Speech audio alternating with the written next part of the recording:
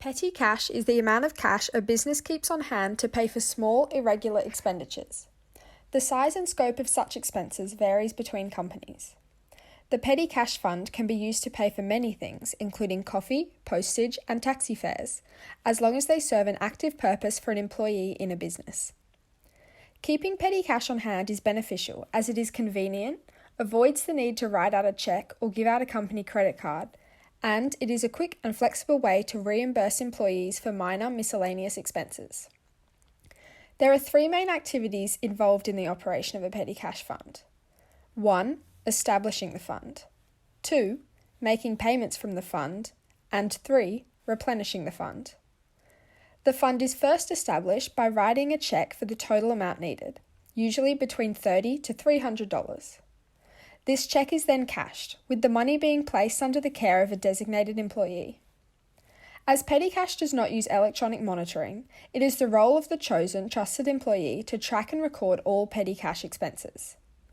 A journal entry is then made to record the establishment of the fund by debiting a petty cash account and crediting the cash account on the day the check is cashed.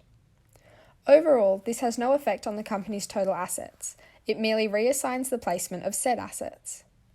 The second activity involves making payments from the petty cash fund.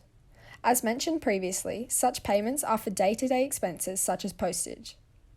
Payments can occur in two ways.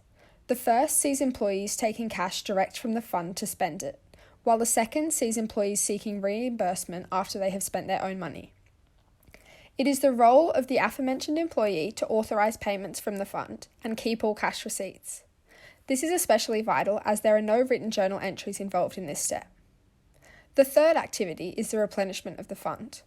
All remaining petty cash is counted and a check is cashed for the amount needed to bring the fund back to its total original balance.